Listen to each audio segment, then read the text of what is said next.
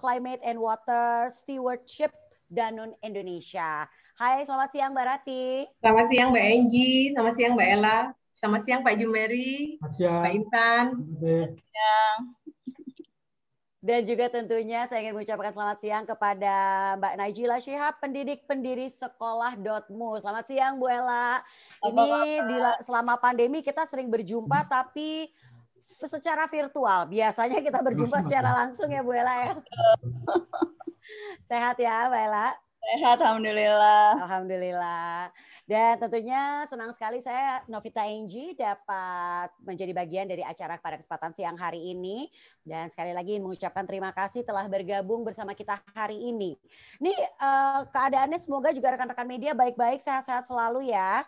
Nah yang pastinya siang hari ini kita akan membahas banyak hal tentang kolaborasi pendidikan anak lewat e-learning. Wah, kayaknya sekarang kita udah akrab banget ya dengan yang namanya e-learning. Jadi benar-benar sudah tidak asing lagi buat kita. Nah, supaya tapi rekan-rekan media semakin ada bayangan ya, apa sih sebenarnya yang dilakukan oleh Aquad bersama dengan sekolah.mu ini?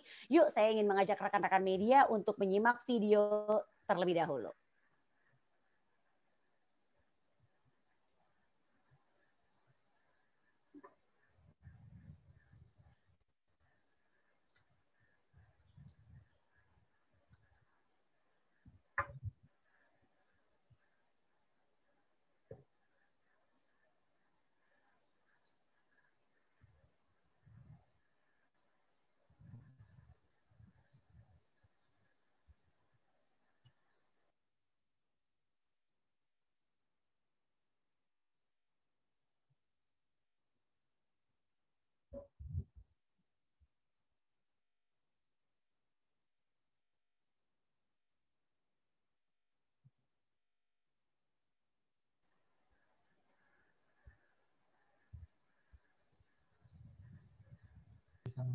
Sana ya, videonya macet nih.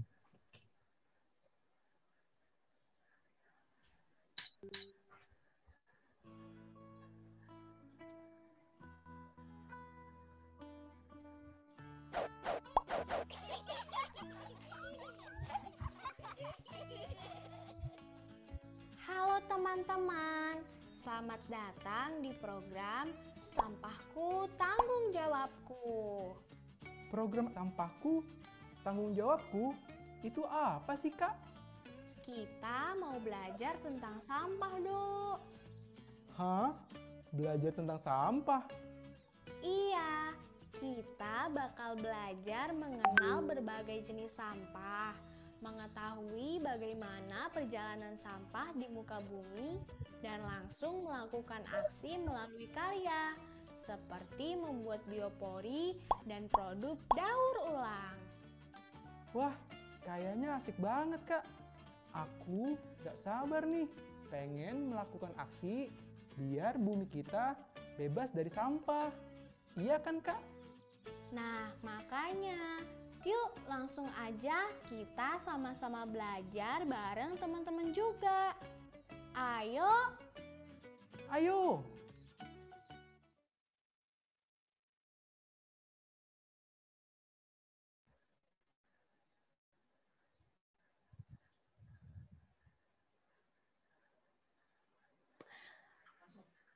Baik, kita sudah bersama-sama menyaksikan videonya, menarik sekali ya. Ini saya yakin ya, begitu anak-anak nonton, wah pasti anak-anak akan dapat dengan mudahnya mengerti apa yang disampaikan. Sebelum kita melanjutkan acara pada kesempatan siang hari ini, saya ingin menyapa Bapak Rahmat Hidayat selaku Direktur Government Relations Danone Indonesia yang juga sudah hadir bersama kita menyaksikan acara kesempatan hari ini. Selamat siang Pak Rahmat. Selamat siang Mbak Enggi, selamat siang Pak Dirjen, Mbak Najila Shihab. Di sini hadir juga Bu Intan ya. Selamat siang Mbak Rati. Selamat siang semua. Baik, terima kasih Pak Rahmat. Ya, kita sudah bersama-sama menyaksikan video perkenalan program belajar Sampahku Tanggung Jawabku. Itu gemes sekali ya ngeliat videonya ya. Tadi kita sudah sama-sama melihat dan yang pastinya sekarang saya ingin memberikan informasi juga buat rekan-rekan media. Kalau nanti ingin bertanya jangan lupa silahkan tuliskan nama Anda, nama media Anda dan juga kepada narasumber siapa Anda ingin bertanya di kolom chat kita ya. Tapi sebelum kita mulai acara pada kesempatan siang hari ini, saya terlebih dahulu ingin mengajak rekan-rekan media untuk foto ops dulu ya. Saya akan memberikan kesempatan kepada para pembicara kita pada kesempatan siang ini untuk berfoto bersama dulu ya. Mari kita berfoto bersama, boleh siap-siap. Akan saya bikin 3 sesi ya. Saya akan bikin 3 sesi. Kita akan mulai, kita akan bikin yang pertama dulu. Baik, kita mulai dalam hitungan 1, 2, 3. Baik, yang berikutnya. 1, 2, 3. Oke, mari kita lanjutkan yang berikutnya. Ini gayanya kalau virtual, acara virtual tuh foto cuma bisa ke kanan, ke kiri aja ya. Ke kanan, ke kiri ya. Kalau sambil berdiri kan wah ada pergerakan. Kalau ini cuma ke kanan, ke kiri. Tapi nggak apa-apa, kita lagi ya. 1, 2, 3. Baik, terima kasih. Nah, rekan-rekan media, mari kita mulai acara atau diskusi kita pada kesempatan siang hari ini. Tentunya sebuah kehormatan bagi kita semua di sini menerima kehadiran Bapak Jumeri. Saya sebagai seorang ibu juga tentunya merasa cukup kewalahan ya saat ini karena saat ini kan anak-anak lagi belajar dari rumah. Saya bisa membayangkan nih banyaknya tantangan yang harus dihadapi oleh pemerintah, terutama Kementerian Pendidikan dan Kebudayaan selama pandemi COVID-19 ini ya. Baru kita sudah menjalani sekitar 1 tahun ya, baru-baru anniversary kita ya. Dan yang pastinya kita tahu banget saat ini memang berubah nih. Kita juga harus tentunya mengubah pendekatan kita terhadap pendidikan. Pemerintah juga sudah langsung sigap meminta sekolah untuk melakukan pembelajaran jarak jauh. Tentunya ini bukan pekerjaan yang mudah ya rekan-rekan media. Nah, perlu kolaborasi dari berbagai pihak untuk meyakinkan PJJ ini bisa berjalan dengan lancar. Mungkin kita akan langsung mendengarkan pemaparan dari Bapak Jumeri nih mengenai proses ini. Silakan Pak Jumeri. Oke, terima kasih Mbak Novita. Assalamualaikum warahmatullahi wabarakatuh. Waalaikumsalam. Selamat siang, salam sejahtera bagi kita bersama. Yang saya hormati Bu Najila Shihab, saya biasa manggil Mbak Ela, Mbak Ratih Anggraini, Mbak Intan Ayu Kartika, Pak Rahmat dari Danone. Terima kasih saya sudah diberi kesempatan untuk berbicara di forum ini dan juga terima kasih atas semua support dari Danone dan sekolahmu untuk pembelajaran di anak-anak kita. Jadi kita mengalami situasi yang sangat sulit di pandemi COVID-19 ini, di mana ibarat kita sebuah kapal, kapalnya sedang tidak dalam kondisi ideal, terguncang oleh ombak yang besar, terjadi kerusakan mesin di dalam kapal itu, dan akhirnya penumpang kita naikkan ke Sekoci. Nah, Sekoci ini berupa PJJ. Jadi PJJ itu bukan kebijakan, tetapi pilihan yang harus diambil agar kita tetap sehat, tetap selamat, tetap terjadi proses belajar, dan mengurangi sekecil mungkin learning loss. Ini langkah kita. Jadi sekali lagi bukan kebijakan. Nah, selama PJJ banyak kendala yang kita hadapi, yang kita alami dalam PJJ ini, baik yang daring maupun luring. Jadi yang daring misalnya tidak semua siswa memiliki perangkat digital. Kemudian ada daerah-daerah yang tidak ada jaringan listriknya, kemudian terbatasnya akses internet, kuotanya juga mungkin terbatas, kemampuan membeli kuota sangat terbatas. Kemudian juga kemampuan orang tua, terbatas kemampuan orang tua dan guru dalam membantu anak-anak kita dalam pembelajaran jarak jauh yang daring ini. Kemudian minimnya referensi sumber belajar digital yang ada di Indonesia ini masih terbatas. Kemudian yang luring, yang dengan tatap muka, maka juga terbatas waktu untuk mengunjungi anak-anak kita door to door. Kemudian juga gurunya terbatas karena pasti jumlah muridnya lebih banyak dibandingkan gurunya. Kemudian kondisi belajar di anak-anak kurang kondusif. Kemudian juga kadang-kadang orang tua mungkin menolak kunjungan guru karena takut ketularan COVID begitu. Kemudian minimnya prasarana belajar. Nah, upaya Kemendikbud untuk bisa mengatasi ini ada beberapa hal yang sudah kita tempuh. Di antaranya adalah dengan pemberian bantuan pulsa, kuota internet, yang ini juga tidak bisa ideal. Jadi negeri ini adalah negeri penuh dengan disparitas. Jadi ketika kita menyiapkan pulsa, tidak semua anak kita memiliki perangkat digital tadi, sehingga sebagian pulsa itu tidak bermanfaat. Kemudian juga beberapa daerah belum punya akses internet. Kemudian juga kita menyediakan layanan sumber belajar digital. Ada rumah belajar, ada aksi, ada tayangan TVRI, ada radio, kemudian ada ikhtiar beberapa lembaga swadaya, organisasi profesi yang menginisiasi sumber-sumber belajar itu. Kemudian Kementerian juga menyiapkan kurikulum darurat dan memberi keleluasaan kepada sekolah untuk menerapkan kurikulum hasil penyederhanaan sendiri. Kemudian kami juga memberikan bantuan PHBS, pembiasaan hidup bersih di sekolah. Kemudian program kampus mengajar. Jadi kami mengerahkan lebih dari 15.000 mahasiswa untuk bisa membantu mengajar dan mengkondisikan SD-SD yang masih akreditasinya C untuk berkembang gitu. Kemudian kami juga menjalin kemitraan dengan lintas kementerian, NGO, CSR untuk optimalisasi PJJ ini. Di antaranya dengan Danon, dengan Sekolahmu, dengan Tanoto, dengan Inovasi, dengan UNICEF, Kemenkominfo, Kemenkes, Nestle, dan beberapa perusahaan yang lain. Tentu termasuk Aqua ini yang kita bekerja sama. Dan ini luar biasa capaian yang kita peroleh.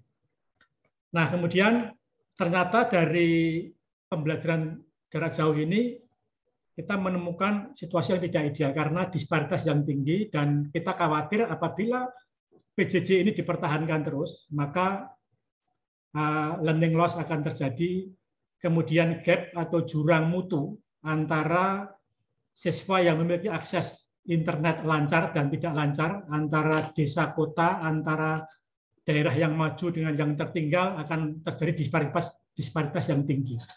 Dan ini akan sangat merugikan bagi anak-anak kita. Kemudian juga kondisi psikologis anak-anak kita sudah sangat menurun drastis.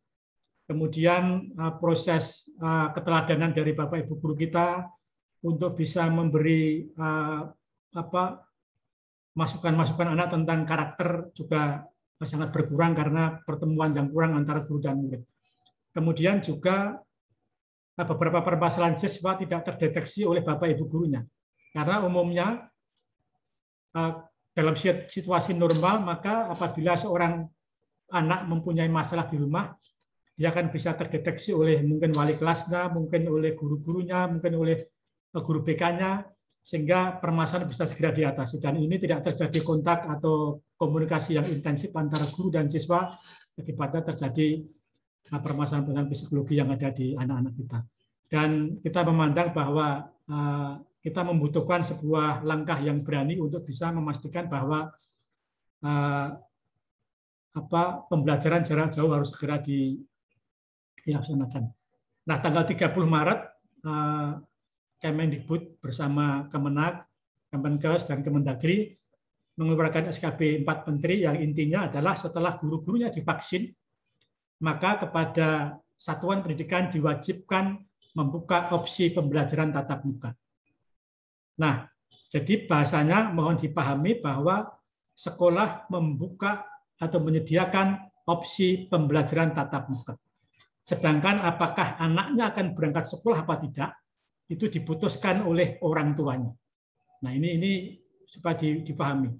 Jadi orang tua akan melakukan penilaian apakah merasa aman, merasa nyaman anak-anaknya sudah berangkat sekolah. Mungkin setiap anak punya kondisi yang berbeda-beda. anaknya sehat, tapi mungkin belum bisa mengakses transportasi yang baik, sehingga mungkin ditunda. Dan ini menjadi kewenangan sepenuhnya kepada orang tua peserta didik. Jadi tidak dipaksa untuk harus mengikuti program pembelajaran tatap muka yang diselenggarakan sekolah.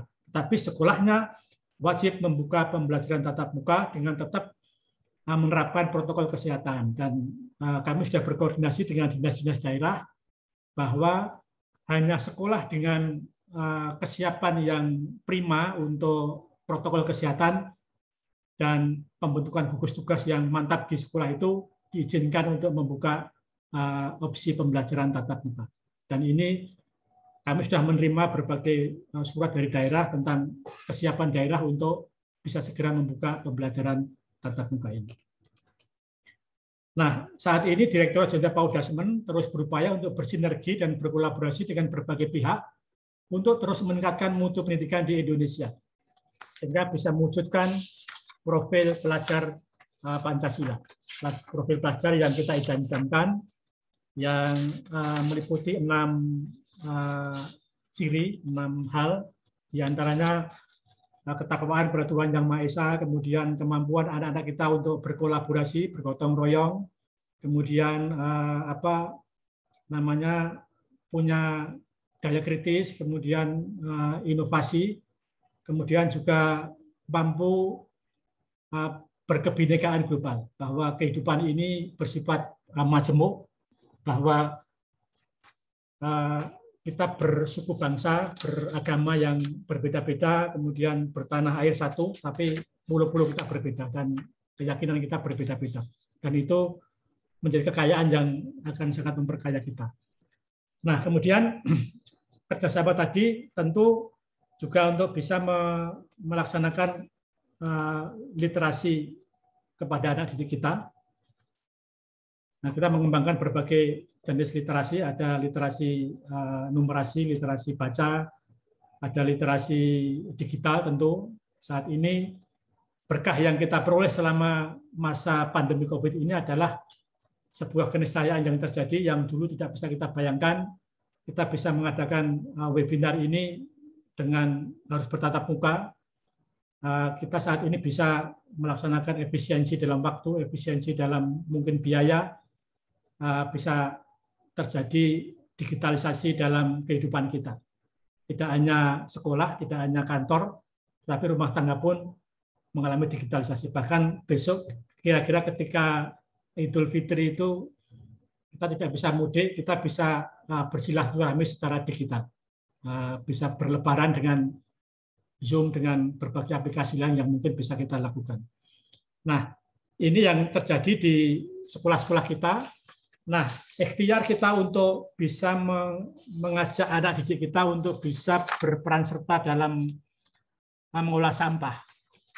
Ini sudah bisa dilakukan secara digital, dan banyak contoh-contoh yang sudah diberikan oleh guru-guru kita untuk bisa memandu anak-anak kita agar kehidupan di rumahnya tetap memperhatikan pengelolaan sampah, agar negeri kita sebagai negeri yang menghasilkan sampah plastik terbesar kedua di dunia, itu predikat itu bisa segera hilang. Dan saya rasa behavior change-nya, jadi perubahan perilakunya akan sangat bermakna apabila itu dilakukan mulai sejak usia dini. Sejak anak-anak kita di usia dini, kemudian di SD, di SMP, SMA, kemudian sampai ke perguruan tinggi itu dilaksanakan. Sudah banyak modul-modul yang dicetak dan bekerja sama dengan Danone dan sekolahmu. Kita telah mencetak dan mendistribusikan 33.560 modul yang mandiri literasi, numerasi bagi SD dan orang tua yang disebar di Kabupaten Belu, NTT. Kemudian banyak lain lagi. Bersama dengan paket modul tersebut diberikan juga 8.211 modul suplementasi edukasi dari program-program keberlanjutan Danone, yaitu untuk menguatkan literasi dan pendidikan karakter. 5 potensi prestasi generasi maju untuk orang tua, edukasi hidrasi sehat ayo minum air, AMIR untuk siswa, dan edukasi memilih sampahku tanggung jawabku untuk guru. Saya punya keyakinan bahwa aktivitas pengolah sampah, reuse, dan recycle itu bisa ditanamkan kepada anak-anak kita meskipun tidak bisa bertemu lewat platform digital, platform e-learning yang kita siapkan bersama. Saya kira itu sedikit uraian tentang apa yang sudah dilakukan Kemendikbud dan kerjasama kita dengan lembaga-lembaga non pemerintah termasuk Danon dan Sekolahmu. Saya kira itu dari kami. Saya kira. Terima kasih Pak Jumeri. Assalamualaikum warahmatullahi wabarakatuh. Waalaikumsalam warahmatullahi wabarakatuh. Luar biasa ya tantangan yang dihadapi. Tentunya ini banyak sekali kendala di lapangan. Namun senang sekali bahwa kita juga bisa mendengar telah banyak yang dilakukan oleh pemerintah untuk mengatasi hal ini. Nah, Bu Ella sudah bersama kita di sini nih. Aku mau nanya nih sama Bu Ella nih selaku pendidik dan juga pendiri sekolah.mu. Kita ingin mengetahui lebih lanjut lagi nih, menurut Bu Ella sendiri sebagai praktisi bidang pendidikan, ini gimana nih adaptasi dunia pendidikan di masa new normal? Kayaknya sekarang kita udah masuk di new normal ya, Bu Ella ya. Jadi new normalnya udah lewat, udah new normal lagi ya, Bu? Udah panjang sekali siklusnya ya. Betul. Ya, kalau kita bicara soal adaptasi ekosistem pendidikan di masa pandemi, ini tuh memang sebagaimana yang diuraikan Pak Jumeri tadi, tantangannya banyak sekali. Jadi bahkan sebelum pandemi pun itu saya sering bilang ekosistem pendidikan tuh ekosistem yang sangat sulit berubah gitu ya. Jadi proses pendidikan yang kita alami dulu di dalam banyak konteks itulah yang dialami anak-anak kita, bahkan yang dialami nenek kita dulu pun itu masih sama sekarang. Nah, tapi pandemi ini membawa perubahan yang luar biasa ke dunia, sehingga ya mau nggak mau sekolah, madrasah, satuan pendidikan yang sebelumnya pun sulit berubah itu dipaksa untuk beradaptasi. Jadi selain bicara tantangan-tantangan, saya juga selalu mencoba melihat bahwa ada hikmah sebetulnya di balik pandemi ini, di mana sesuatu yang mungkin awalnya terpaksa gitu ya, awalnya sulit sekali untuk dilakukan, tetapi setelah sekian lama kita melihat banyak sekali contoh guru-guru, banyak sekali contoh sekolah-sekolah, orang tua yang juga terlibat jadi jauh lebih aktif, dan korporasi-korporasi seperti Aqua gitu ya, Danon yang kemudian juga upayanya untuk ikut ambil peran dalam mengatasi permasalahan-permasalahan yang ada di dunia pendidikan ini juga jadi berlipat ganda justru di periode wabah. Jadi banyak kesempatan-kesempatan, banyak kebiasaan-kebiasaan baru yang mudah-mudahan juga jadi sesuatu yang baik untuk diteruskan, walaupun kita sudah masuk tadi masa new normal gitu ya, atau sudah mulai ada pertemuan-pertemuan tatap muka. Ya, jadi luar biasa ya, benar-benar kita yang memang, kita kan udah tahu ya memang arahnya kita tuh udah harus serba digital, tapi kan kayak yang ya pelan-pelan lah kita lagi mengarah ke situ. Nah di masa pandemi ini tuh benar-benar kita jadi kayak dipaksa ya benar-benar Bu Ella untuk harus bisa, untuk harus beradaptasi ya Bu Ella ya. Iya, dan sebetulnya bukan hanya soal teknologinya.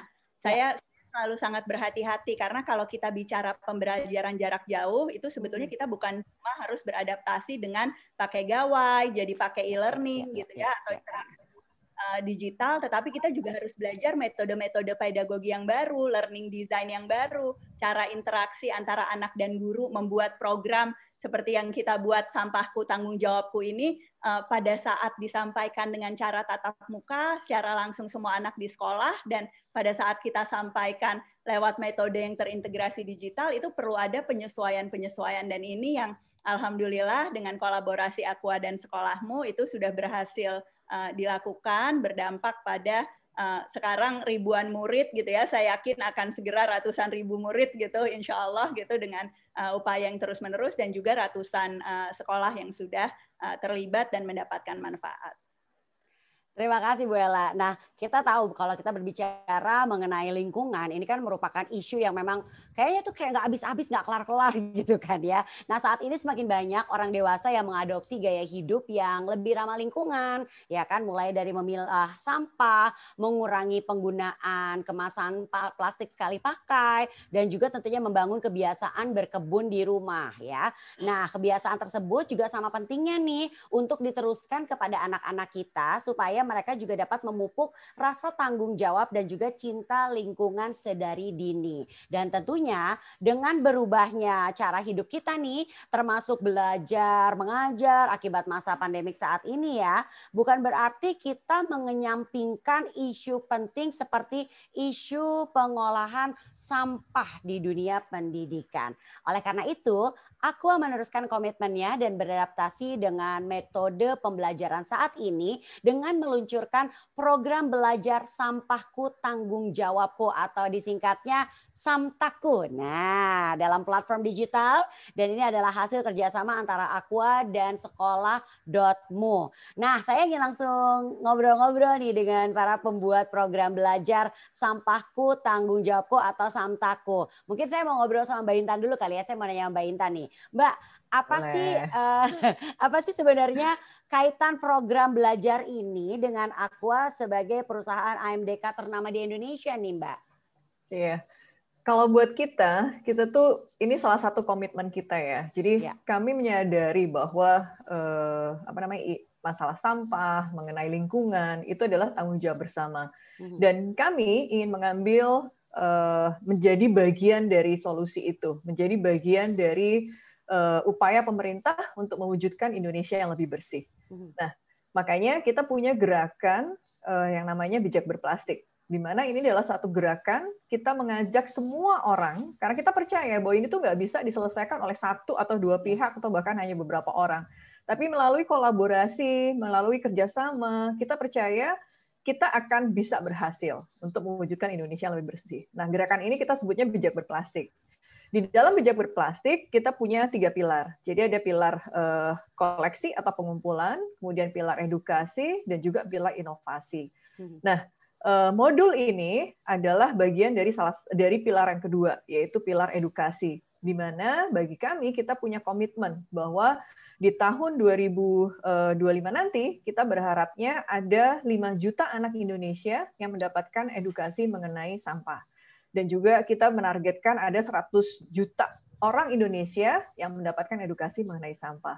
Jadi melalui modul Sampahku Tanggung Jawabku ini, kami ingin membangun satu kebiasaan dari kecil. Karena kita juga percaya bahwa kalau suatu kebiasaan, satu pendidikan ditanamkan sejak kecil, itu biasanya lebih mudah kan, karena mereka jadi kebiasaan buat mereka sejak kecil. Jadi kita ingin membangun kebiasaan bahwa sampah itu adalah tanggung jawab kita.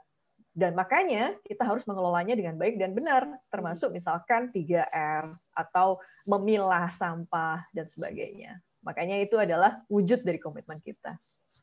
Oke, terima kasih Mbak. Nah, kalau kita ngobrolin soal kebiasaan 3R ini, sekarang saya mau beralih ke Mbak Rati nih. Setelah tadi kita ngobrol-ngobrol sama Mbak Intan. Mbak Rati, apa aja sih Mbak isi program belajar Sampahku Tanggung Jawabku ini, dan kita juga ingin tahu nih gimana program belajar ini bisa membantu membiasakan anak usia dini untuk melakukan 3R ini, Mbak. Ya, makasih Mbak Enggi.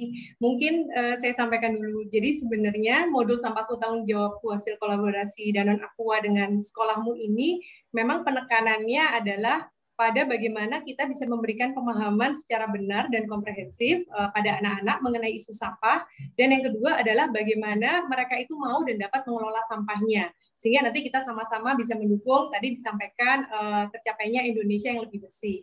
Nah, cuman kalau kita bicara sama anak-anak kan kita tidak bisa langsung minta mereka mengelola sampah ya, jadi harus dijelaskan terlebih dahulu, dan ini yang kita lakukan melalui program belajar terintegrasi digital dengan sekolahmu.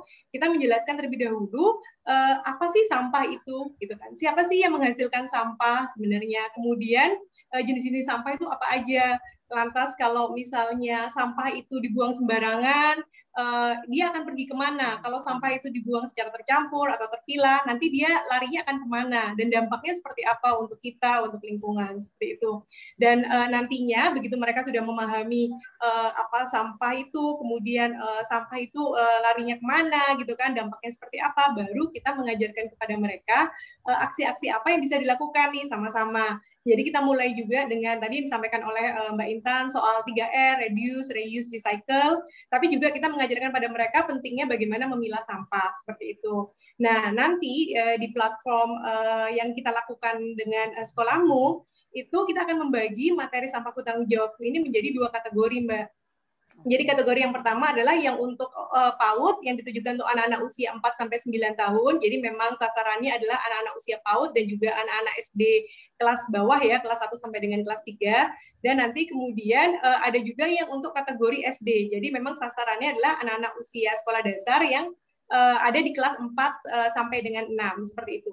Nanti bentuk kegiatannya akan sedikit berbeda tapi alurnya akan sama. Jadi bentuk kegiatannya akan disesuaikan juga dengan tingkat pemahaman mereka, kemudian kompetensi apa yang ingin kita sasar di usia tersebut, seperti itu. Nah, kalau mau melihat lebih jauh lagi, sebenarnya akan sangat menarik ya, dan kalau misalnya bisa dieksplor sendiri, jadi bisa merasakan, mengalami sendiri, itu akan terlihat langsung seperti apa sih menarik kreatifnya materi yang sudah dikembangkan bersama sekolahmu ini. Jadi di dalam modul yang kita kembangkan itu ada berbagai bentuk kegiatan pembelajaran. Misalnya ada video, kemudian kita juga lakukan berbagai macam kegiatan interaktif ya, seperti ada drag and drop, ada tebak gambar, kemudian juga ada menyanyi bersama, terus ada juga praktek mandiri seperti misalnya kita mengajak anak-anak untuk berpetualang gitu ya di sekitar rumah, terus kemudian nanti mereka bisa menceritakan prosesnya dan hasil temuannya di platform yang ada di sekolahmu ini, dan kemudian juga di sana akan ada panel diskusi, jadi misalnya antar pengguna itu bisa berbagi yang mereka dapatkan, pembelajaran apa yang mereka dapatkan, kemudian apa yang ingin mereka lakukan, itu bisa saling berbagi. Jadi harapannya juga bisa saling menginspirasi. Nah, nanti di akhir program itu akan ada rencana aksi yang kita harapkan anak-anak bisa mulai menyusun untuk mereka mulai lakukan sehari-hari. Kemudian dari rencana aksi itu nanti mereka juga bisa menjelaskan apa yang mereka sudah praktekkan dari pengetahuan yang didapat di sesi-sesi sebelumnya. Jadi nanti misalnya mereka bisa mengupload katakanlah misalnya lubang biopori yang mereka buat di halaman rumah, atau misalnya proses mengompos dengan teknik takakura, karena itu juga kita ajarkan. Atau misalnya mereka bisa menjelaskan mengenai kreasi daur ulang yang mereka buat gitu kan. Nah, ini harapannya mereka juga bisa berbagi, menjelaskan prosesnya seperti apa, dan nanti kemudian kita juga akan mengukur pemahamannya sejauh apa nih dari semua materi yang sudah diajarkan ini melalui ada kuis-kuis yang akan kita berikan ya, kuis-kuis yang tentunya menarik ya, sekaligus penting bagi kita juga untuk mengetahui dampaknya dari materi pembelajaran yang kita kembangkan itu efektivitas dan efisiensinya sejauh apa, seperti itu. Nah, saat ini kebetulan progresnya juga sudah cukup baik, jadi kita kemarin juga sudah lakukan TOT ya dalam masa uji coba ini untuk sekitar 97 guru, dan alhamdulillah dari sana setelah ini di launching gitu ya di platform sekolahmu, saat ini sudah ada sambutan yang cukup luas ya dari para guru, orang tua, juga dari siswa. Dan untuk materi SD itu sudah tercatat ada lebih dari sekitar 1.700 pengguna, dan juga ada 153 sekolah yang mengakses materi pembelajaran Sampaku Tanggung Jawabku untuk PAUD. Sedangkan untuk SD ada sekitar 1.500 pengguna dan ada sekitar 125 sekolah yang sudah mengakses materi pembelajaran ini. Jadi alhamdulillah sambutannya cukup baik, dan mudah-mudahan ini juga bisa memberikan dampak secara luas dan masif seperti yang kita harapkan. Gitu Mbak Enggi. Oke. Baik. Terima kasih Mbak Rati. Ini menarik sekali. Tadi saya juga udah lihat ini tuh benar-benar bisa dengan mudah dicerna oleh anak-anak karena juga menggunakan bahasanya mereka, dan tentunya dibuat secara menarik supaya anak-anak juga mau tahu lebih banyak, bisa mendapatkan informasi yang lebih banyak juga ya Mbak Rati ya. Iya, benar. Nah, kita sekarang kita ke Bu Ella lagi nih. Bu Ella, kalau menurut Bu Ella nih ya, mengapa program belajar Sampaku ini berbeda dari yang lain, dan mungkin bisa dijelaskan juga manfaat program belajar ini apa nih? Iya, kami di sekolahmu tuh sebetulnya punya visi dan misi yang sangat sejalan gitu ya dengan Aqua. Kita percaya sekali bahwa pemahaman tentang lingkungan, keinginan untuk menjaga, berkontribusi, melakukan aksi terhadap lingkungan itu bagian dari kecerdasan yang dibutuhkan anak di masa sekarang dan di masa depan. Itu bagian dari kompetensi-kompetensi yang memang perlu kita tumbuhkan. Jadi kalau ditanya tujuan programnya, sebetulnya kita ingin betul-betul mengembangkan komitmen dari anak-anak yang mengikuti program, ingin mereka mandiri, ingin mereka terbiasa juga untuk refleksi. Sebetulnya langkah-langkah sehari-hari mereka itu merugikan ataukah bagian dari menjaga lingkungan. Kita ingin mereka bisa bekerja sama, karena tadi Mbak Rati sudah gambarkan gitu ya proses learning design yang kami buat program ini. Tapi mungkin satu hal, kerjasama, diskusi dan sebagainya yang terjadi ini lintas sekolah, antar murid-murid dan guru-guru yang juga baru, yang kalau dalam konteks pembelajaran tatap muka itu nggak mungkin terjadi. Biasanya kalau ada satu program ya jalan di sekolah tertentu, tapi dengan integrasi digital ini sangat dimungkinkan gitu ya. Jadi banyak sekali kompetensi-kompetensi yang bisa ditumbuhkan, baik yang berkait langsung memang dengan cinta lingkungan, dengan pengelolaan sampah, tetapi ada juga kompetensi-kompetensi yang sebetulnya memang membantu anak untuk tumbuh dengan utuh dan bisa ditransfer untuk bidang-bidang lain gitu ya, karena kebiasaan-kebiasaan ini sesungguhnya adalah memang kebiasaan yang ingin kita budayakan dan bukan hanya berkait dengan lingkungan. Nah, kalau bicara soal metodenya, saya rasa kita tuh seringkali terjebak gitu ya, kalau bilang pembelajaran jarak jauh itu seolah-olah pembelajarannya jauh gitu. Padahal kalau saya ngelihatnya, pembelajaran jarak jauh itu sebetulnya dengan integrasi digital yang tepat itu bisa membuat pembelajaran itu jadi sangat dekat dan jadi sangat lekat. Kalau memang kita menggunakan metode-metode yang beragam, kita punya cara-cara untuk mendapatkan umpan balik, feedback dari murid, sebagaimana yang kita rancang di program Sekolah.mu bersama Aqua ini, dan juga pembelajaran jarak jauh itu sebetulnya bisa membuat sumber-sumber belajar yang sebelumnya jauh gitu ya, jadi keahlian yang dimiliki oleh Aqua Danon, berbagai informasi dan materi yang mungkin sebelumnya tidak bisa terakses, justru pada saat masa pembelajaran jarak jauh ini dengan teknologi jadi bisa dinikmati oleh anak-anak yang lebih banyak di seluruh penjuru Nusantara. Jadi kesempatan untuk eksplorasi, untuk mendalami materi yang beragam yang mungkin justru pada saat sebelumnya dengan jadwal mata pelajaran di sekolah penuh gitu ya, Angie, itu malah nggak bisa gitu ya. Sekarang ada program bagus, Sampahku Tanggung Jawabku ini justru dimanfaatkan oleh guru, jadi materi digital yang membantu mereka mengisi durasi belajar sekaligus mendatangkan sumber-sumber pengetahuan yang sebelumnya mungkin tidak bisa dimiliki oleh anak-anak kita. Yang terakhir, kalau bicara metode yang juga kami sangat tekankan di Sekolah.mu dan Aqua adalah karya-karya. Tadi sudah disampaikan. Jadi ini kita ingin mengajak murid-murid dari Merdeka Belajar gitu ya ke Merdeka Berkarya juga, ditunjukkan aksinya itu seperti apa, ada portfolionya, masing-masing anak bisa melihat, oh temanku yang ada di Tangerang melakukan ini, temanku yang ada di Semarang melakukan ini, saling memberi inspirasi dan sebagainya. Dan sekali lagi, ini berguna bukan cuma untuk pendidikan lingkungan, tetapi sebetulnya untuk mencapai memang profil pelajar Pancasila, tujuan-tujuan pendidikan kita yang lebih besar lagi. Kira-kira itu, Angie. Oke. Nah, Bu Ella, sekarang saya mau bertanya sebagai pengguna nih ya, Bu Ella. Dari sisi pengguna, apakah Bu Ella memiliki informasi nih, gimana pengalaman anak-anak dan juga orang tua, ataupun dari sisi para pengajar nih dalam menggunakan program belajar Samtaku ini, Mbak? Ya, informasi yang pertama dan buat saya tuh tanda bahwa ini program yang sukses. Program ini tuh disebarkan luar biasa antar murid dan kalau ada program yang pengalaman belajarnya itu menyenangkan, tetapi juga bermakna gitu ya, jelas manfaatnya, maka ini yang terjadi, Angie. Jadi bukan dipaksa, diwajibkan, ini anak harus belajar ini, tetapi karena mereka sendiri merasakan bahwa ini relevan dengan kehidupannya gitu ya. Jadi murid-murid itu saling berbagi, saling cerita gitu ya.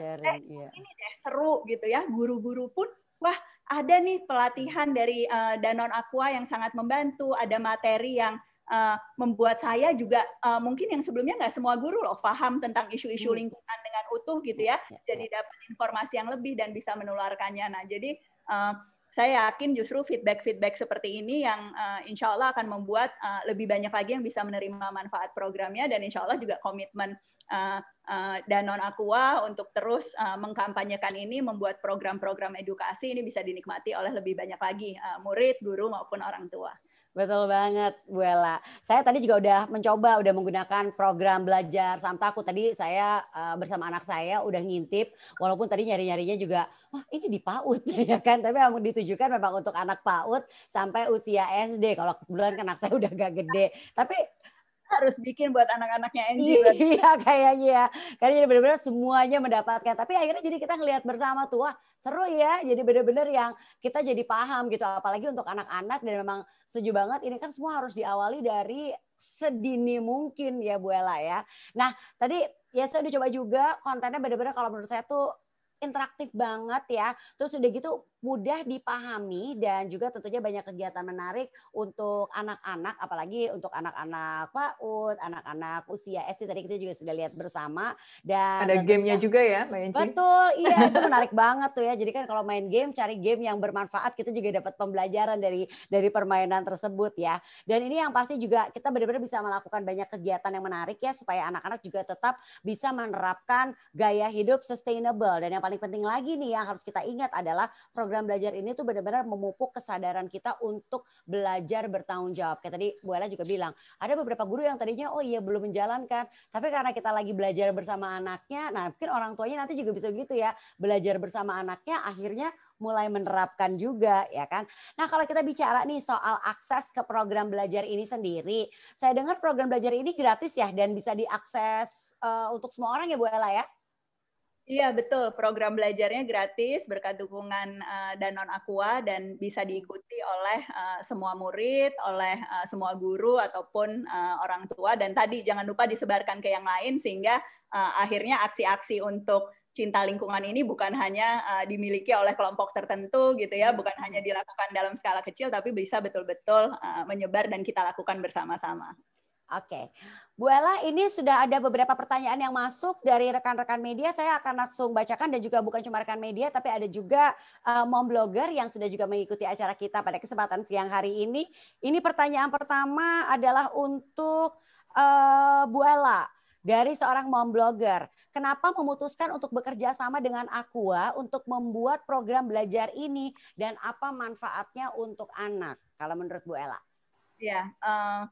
Kami diajak kolaborasi oleh Aqua gitu ya, dan bersedia karena kesamaan visi dan misi tadi. Untuk Aqua sendiri kita juga melihat ini bukan program pertama, sebetulnya konsistensinya untuk melakukan upaya-upaya dari mulai kaitannya dengan bijak berplastik maupun langkah-langkah lain berkait dengan lingkungan itu sudah panjang gitu ya. Jadi kita merasa memang menemukan mitra yang tepat, yang punya komitmen yang sama untuk juga kemudian bisa berkontribusi pada ekosistem pendidikan dan membuat sesuatu program yang bisa jadi contoh gitu ya untuk guru-guru, untuk juga program-program lanjutan di bidang lain. Kalau ditanya manfaatnya apa, sebetulnya manfaat yang langsung berkaitan dengan menumbuhkan kesadaran anak terhadap lingkungan untuk bisa langsung punya aksi terhadap lingkungan, itu yang jadi target utama kita. Tadi juga sudah disampaikan, kita akan monitor dan evaluasi materi-materi mana yang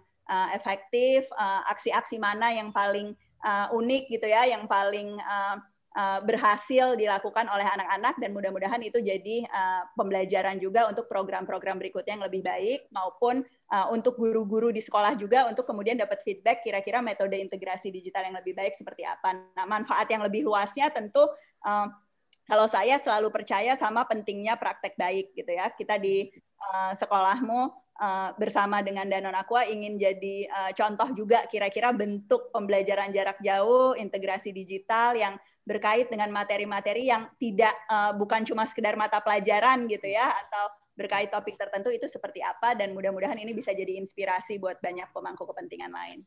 Oke, terima kasih Bu Ella. Nah, pertanyaan berikutnya dari Ipung Kaswari, ini untuk Pak Junedi dan juga untuk Bu Ella. Bagaimana mengajarkan program Sampahku Tanggung Jawabku di sekolahan yang kesulitan sinyal selama pandemi?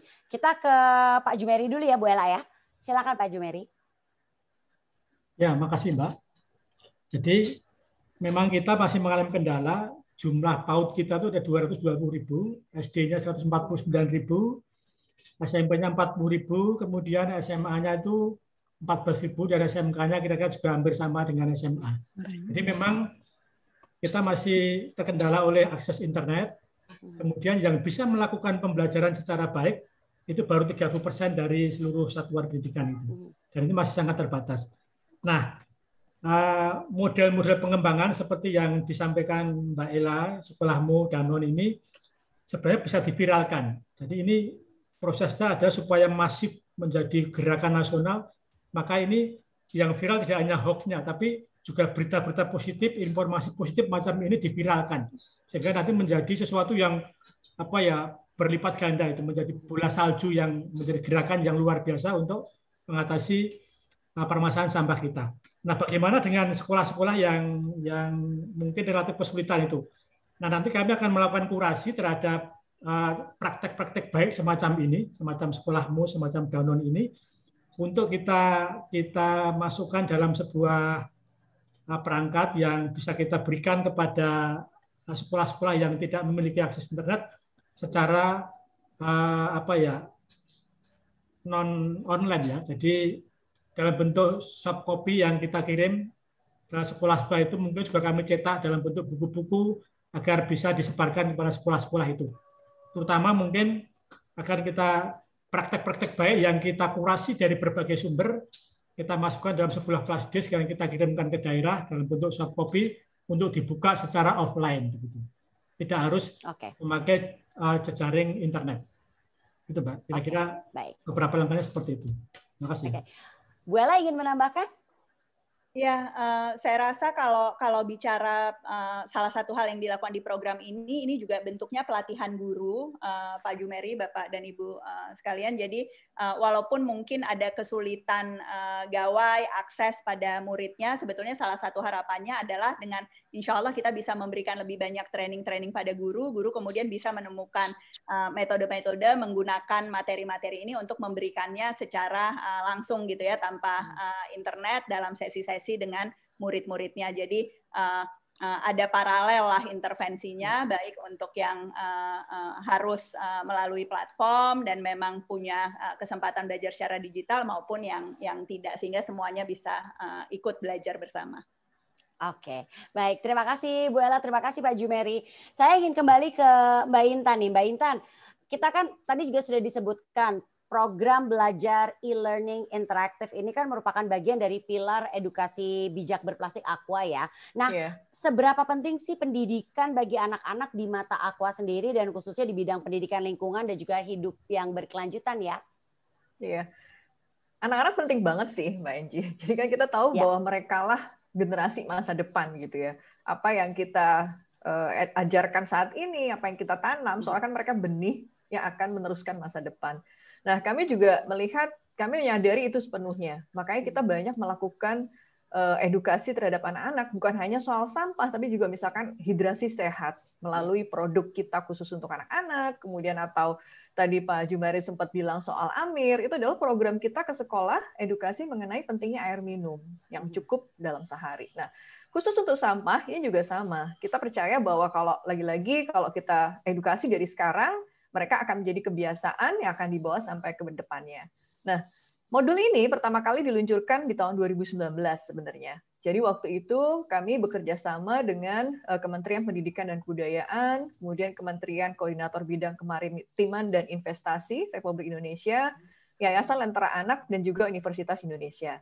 Nah, kita pikir kan, waktu itu kan kita nggak ada yang tahu ya, kalau ini ternyata tiba-tiba ada pandemi gitu ya. Makanya kita launch modulnya dalam bentuk buku hard copy. Tapi kemudian pandemi datang, tapi kita melihatnya justru mungkin tadi Bu Ella juga udah sempat bilang, kondisi luar biasa ini justru membuat kita berpikir gimana caranya ya, bahwa kita tidak bisa berhenti dalam hal mengedukasi anak-anak.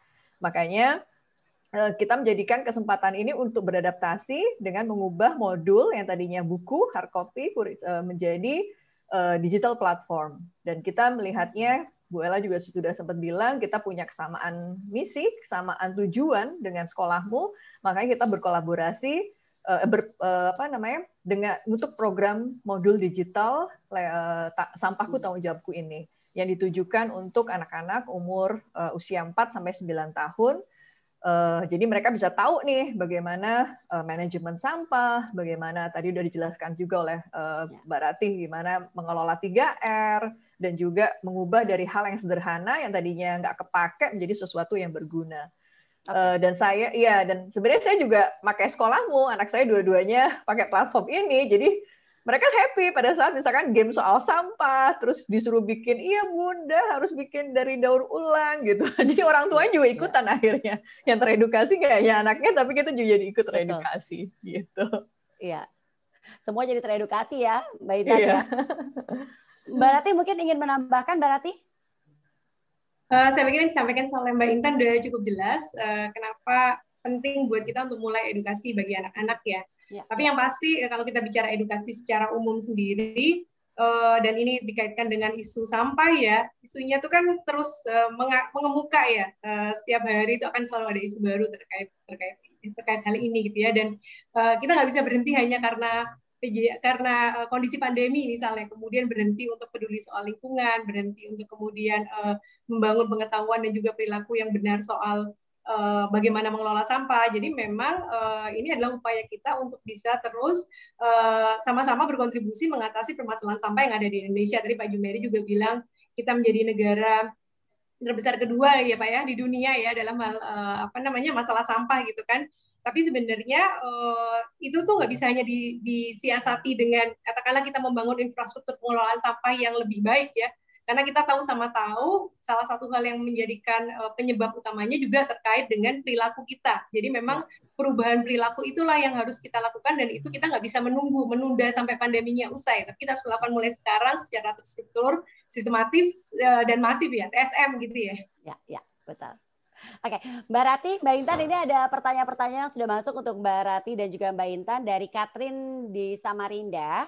Bertanya untuk Mbak Rati dan juga Bu Ella, apakah efisien pembelajaran berbasis lingkungan dengan penerapan pengelolaan sampah melalui e-learning? Dan apa aja contoh-contoh yang dapat digunakan oleh guru, apalagi di masa pandemi belajar melalui daring ini? Mungkin Bu Ella dulu atau Mbak Rati dulu? Silakan Mbak Rati. Mbak Rati dulu, silahkan. Silakan Mbak Rati.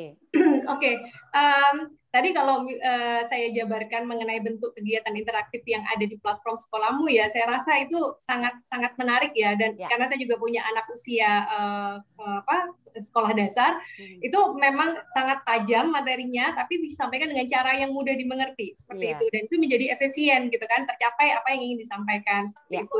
Nah, cuman memang kalau kita bertanya adalah bagaimana misalnya kita bisa meningkatkan efisiensinya misalnya, tentu nggak bisa hanya belajar dengan platform program belajar terintegrasi digital dan selesai. Memang harus ada pembiasaan juga yang dilakukan oleh misalnya pihak sekolah maupun pihak orang tua, sehingga pengetahuan yang anak-anak dapatkan dari platform itu bisa diimplementasikan sehari-hari dan benar-benar bertransformasi dari yang awalnya hanya sekedar pengetahuan menjadi perilaku seperti itu.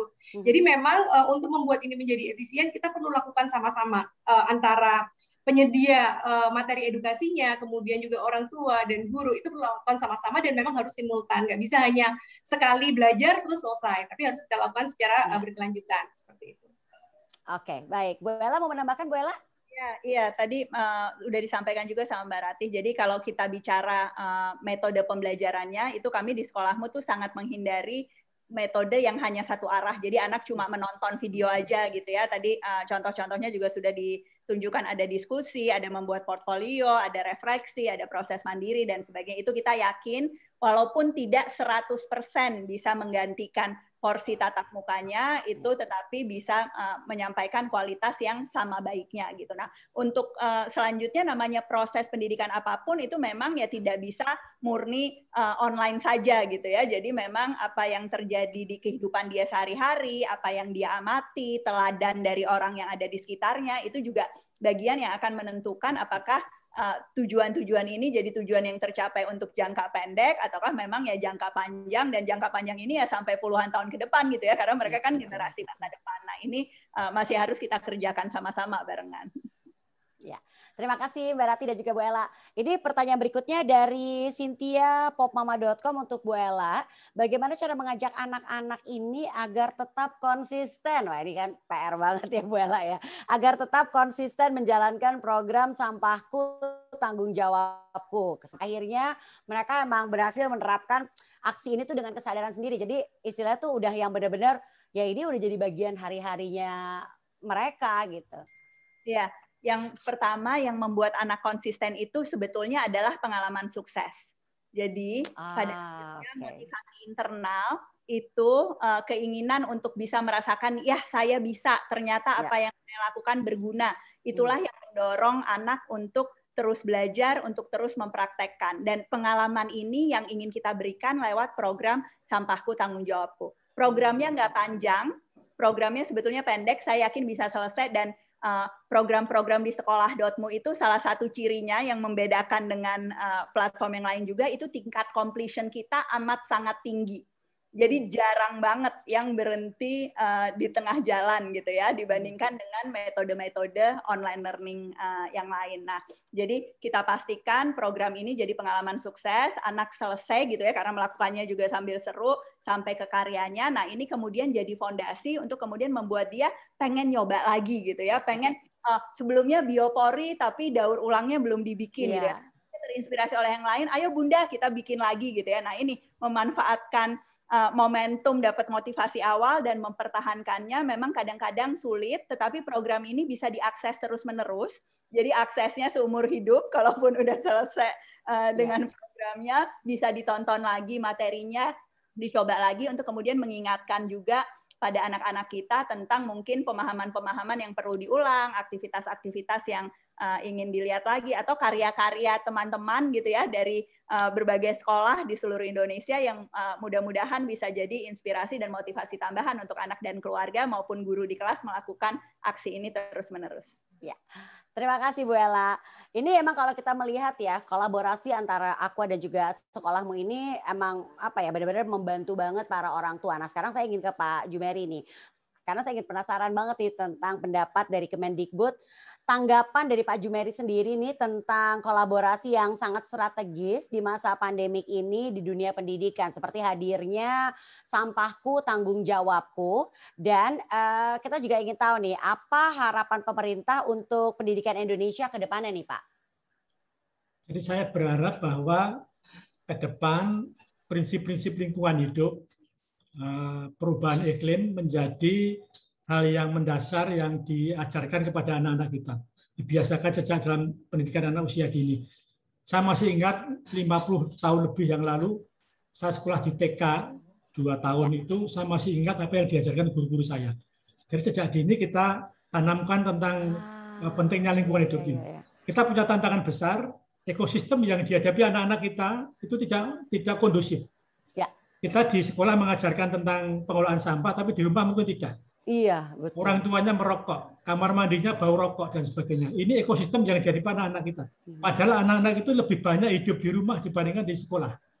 Makanya tantangan kita ke depan adalah bagaimana parenting itu digalakkan. Jadi pendidikan tidak hanya bagi anak-anaknya, tapi juga bagi orang tuanya, agar tertanam mutu pendidikan yang baik. Dan Kemendikbud tidak bisa sendiri, uluran tangan kolaborasi dengan Danone, Aqua, dengan sekolahmu ini menjadi modal besar untuk kami diseminasikan kepada sekolah-sekolah lain agar bisa ditiru, bisa disebarluaskan sehingga menjadi bentuk pengajaran, bentuk contoh pendidikan bagi anak-anak negeri ini secara masif begitu. Terima kasih, Mbak. Oke. Untuk mensukseskan program pembelajaran jarak jauh, pemerintah, sekolah, guru, siswa, bahkan orang tua memang harus berkolaborasi ya. Saya sendiri juga merasa upaya yang dilakukan oleh Aqua dan juga sekolah.mu merupakan langkah yang sangat baik untuk kita memulai e-learning. Karena seperti yang tadi disampaikan oleh Mbak Intan, Mbak Rati dan juga Bu Ella, program belajar ini dirancang untuk interaktif dan juga tentunya menyenangkan. Tadi ada permainan, ada games, pasti anak-anak senang sekali nih ya. Nah, kolaborasi ini juga menjadi salah satu bukti bahwa jarak bukan menjadi hambatan untuk mulai membangun kebiasaan berkelanjutan. Sudah banyak kemudahan yang diberikan misalnya lewat program belajar Sampahku Tanggung Jawabku ini ya. Baik, sebagai penutup nih untuk Mbak Intan dan juga Mbak Rati nih, saya penasaran apa nih rencana Aqua ke depannya dan apakah ada lagi nih rencana dengan, kita tahu kan sudah ada hashtag bijak berplastik ini khususnya di bagian edukasi.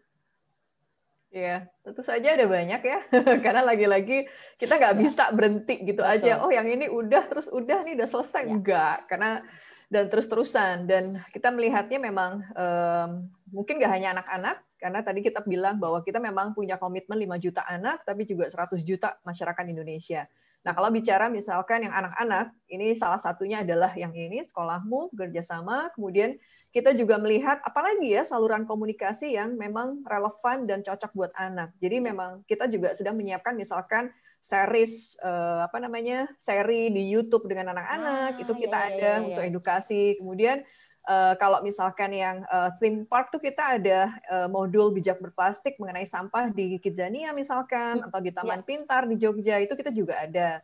Kemudian itu bicara mengenai anak-anak. Terus kemudian kalau misalkan yang konsumen secara umum, bahkan misalkan kita melalui kampanye Aqua Life, itu kita bicara bahwa kita melindungi diri kita, tapi kita juga harus melindungi lingkungan kita, termasuk misalkan dengan Aqua Life, memilih produk yang bijak dengan bijak. Kemudian bahkan di label kita juga semuanya kita sudah tulis bahwa kita bijak berplastik. Mari kita bijak berplastik untuk mewujudkan Indonesia yang lebih bersih.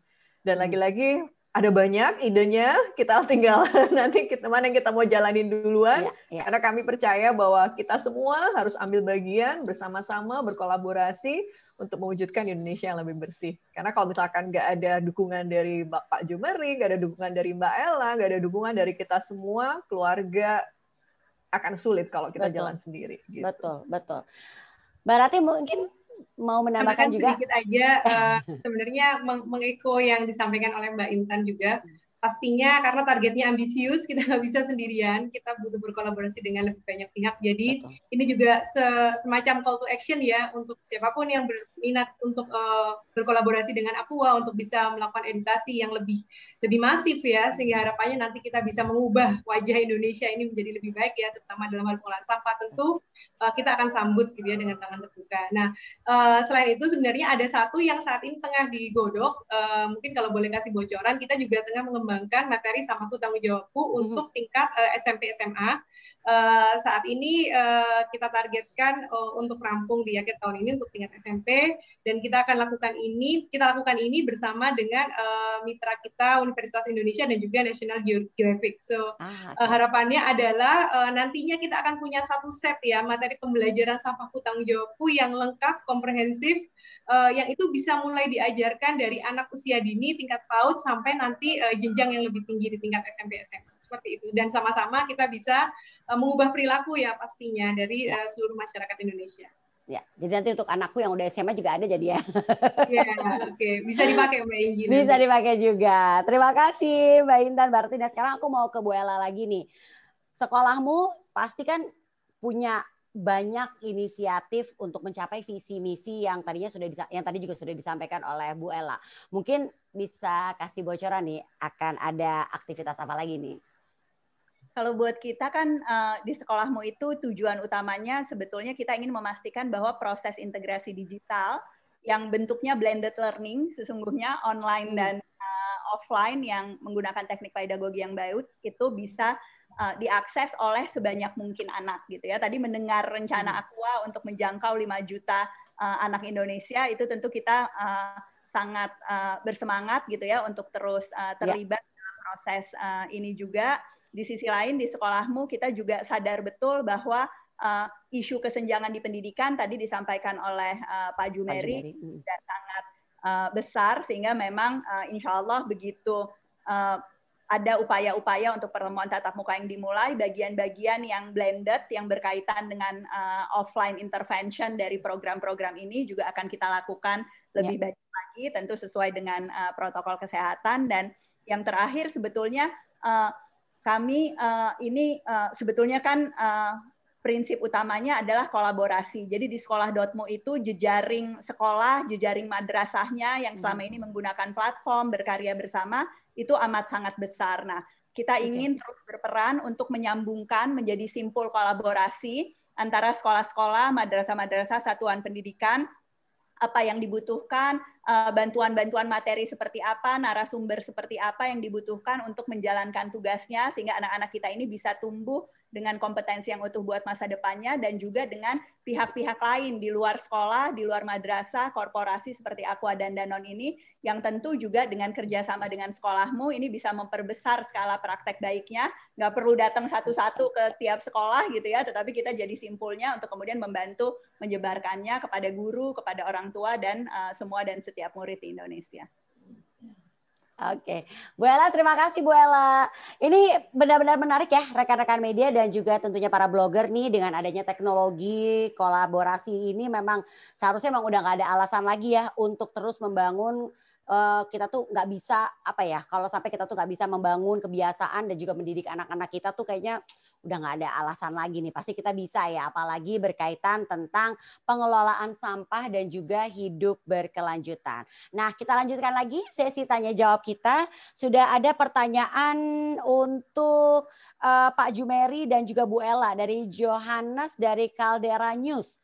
Apa tantangan tersulit untuk internalisasi pentingnya pengelolaan sampah untuk anak PAUD, karena yang dewasa aja sulit minta ampun. Wow, ini rasanya kayak celep gitu kan ya. Gimana nih Bu Ella dan juga Pak Jumeri? Monggo, Bu Ella dulu apa saya dulu? Aku dulu nggak apa-apa ya Pak Jumeri. Silakan Bu Ella. Ya. Tantangan utamanya memang teladan dari orang dewasanya. Tetapi sekali lagi pandemi ini ada hikmahnya. Pandemi ini ada hikmahnya kenapa? Karena justru keterlibatan orang tua, tadi Pak Jumeri juga sudah sampaikan, Angie juga udah kasih contoh gitu ya, itu meningkat luar biasa. Nah ini yang kita harapkan. Kalau sebelumnya mungkin orang tua nggak paham materi apa yang dipelajari di sekolah, cenderung membiarkan tanggung jawab belajarnya sama guru aja. Nah, dengan program seperti yang dilakukan oleh Aqua dan Sekolah.mu ini, materi yang sebelumnya mungkin kalau belajar sampahku tanggung jawabku cuma di kelas gitu ya, nggak dibawa ke rumah. Yeah. Sekarang mau nggak mau orang tuanya paling tidak denger-denger gitu ya, denger lagunya, lihat anaknya di halaman dan sebagainya. Nah, ini yang kita harapkan hambatan-hambatan itu justru bisa diatasi pada saat metode pembelajaran jarak jauh ini. Makin banyak orang dewasa yang juga tergerak, bisa jadi contoh untuk anak-anak kita, sehingga motivasi anak untuk juga melakukan aksi itu tetap terjaga dan bisa konsisten gitu ya dilakukan oleh mereka. Ya. Apalagi kalau tadi main gamesnya anak bersama orang tua. Wah, jadi orang tuanya makin paham, jadi makin mengerti juga ya Bu Ella ya. Silakan Pak Jumeri. Jadi saya dari unsur pemerintah memandang dari dua sisi. Sisi anak-anak yang punya akses internet dan tidak. Nah, tentu tingkat ketersentuhan dia akan inovasi akan lebih besar pada anak-anak yang punya akses internet baik. Nah, inilah kalau hambatannya tadi pada keteladanan orang tua, karena anak itu hidup di keluarga, ada orang tuanya, ada keluarga yang lain, dan juga hidup di masyarakat. Inilah yang menjadi tantangan terbesar kita.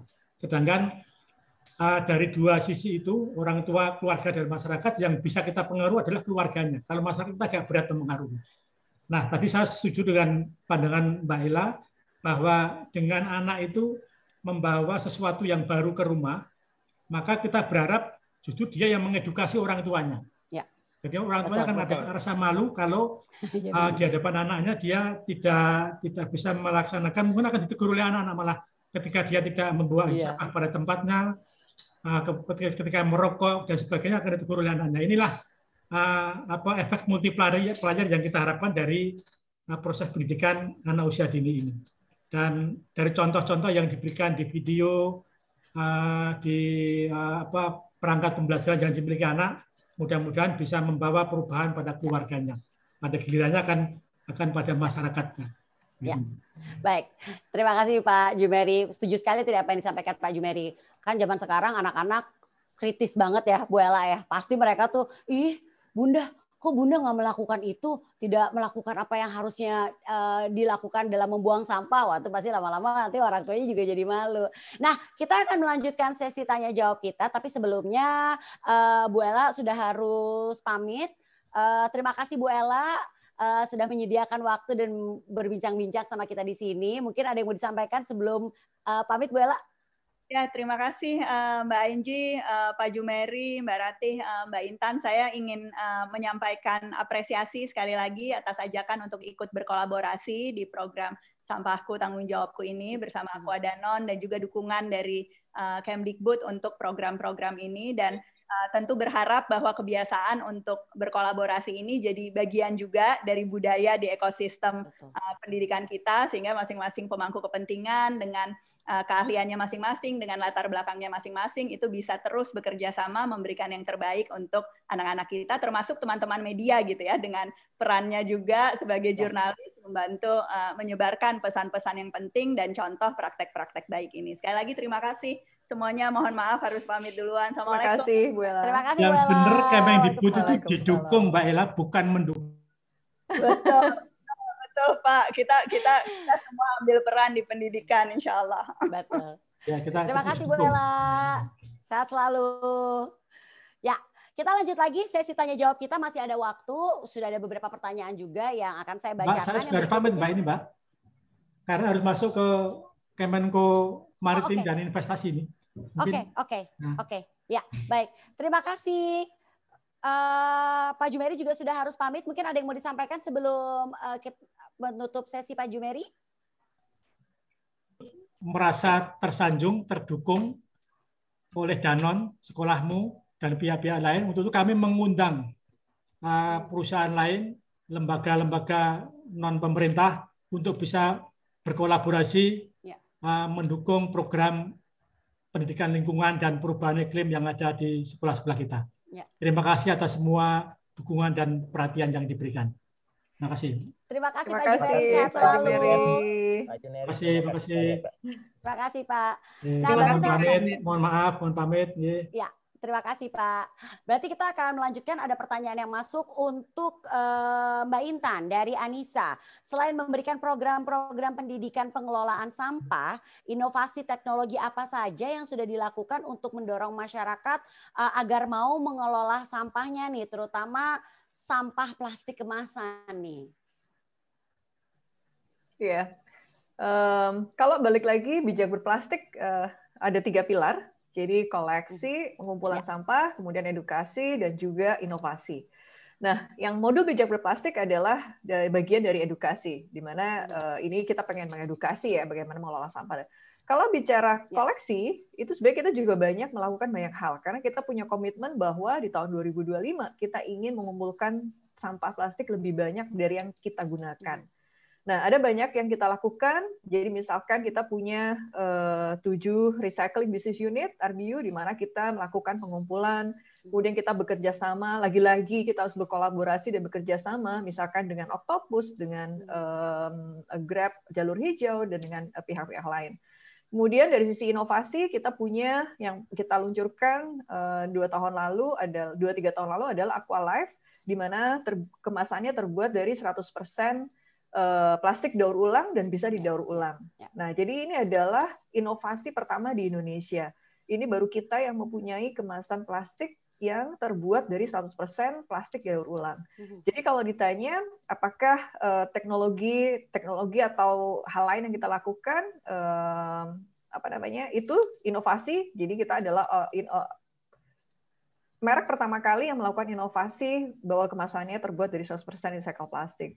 Kemudian dari sisi pengumpulan, kita juga melakukan banyak hal, dan tentu saja dari sisi edukasi yang barusan kita bahas, kita kerjasama secara digital maupun dari sisi modul secara hard copy-nya sendiri. Jadi memang itu 3 pilar penting dalam bijak berplastik yang kita lakukan. Baik. Mbak Intan, terima kasih atas penjelasannya. Dan tentunya terima kasih juga buat Mbak Ratih juga masih bersama kita di sini. Terima kasih untuk para narasumber yang sudah menjawab pertanyaan-pertanyaan dari rekan-rekan media dan juga para blogger. Dan tentunya terima kasih buat rekan media dan juga para blogger yang sudah mengajukan pertanyaan. Mohon maaf karena keterbatasan waktu, tidak semua pertanyaan bisa kita jawab. Yang pastinya sekali lagi terima kasih buat rekan-rekan jurnalis semuanya. Dari diskusi hari ini kita memahami bahwa pendidikan mengenai lingkungan untuk anak tidak seharusnya terhenti selama pandemi ini. Program belajar Samtaku hasil kolaborasi Aqua dan Sekolah.mu dapat tetap menghadirkan pendidikan lingkungan yang interaktif dan menarik, ditambah lagi juga gratis dan dapat diakses oleh semua orang.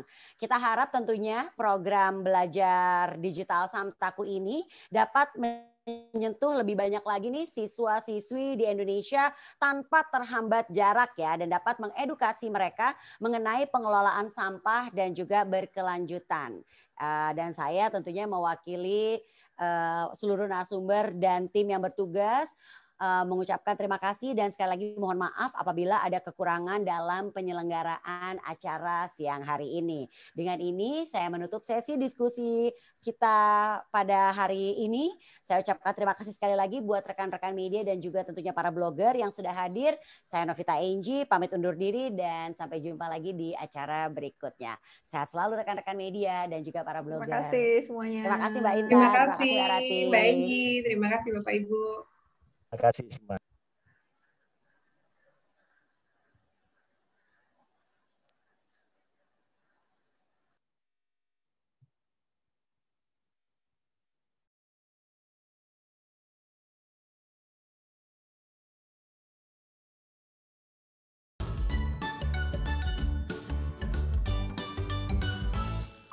Halo sahabat, ayo kita pilah sampah jadi anak hebat. Ayo buang pada tempatnya. Sampah pertama, sampah mudah membusuk. Masukkan lubang ada di dalam tanah. Tanahnya subur, tampaknya jadi indah. Ayo dipilah, sampahnya kita pilah.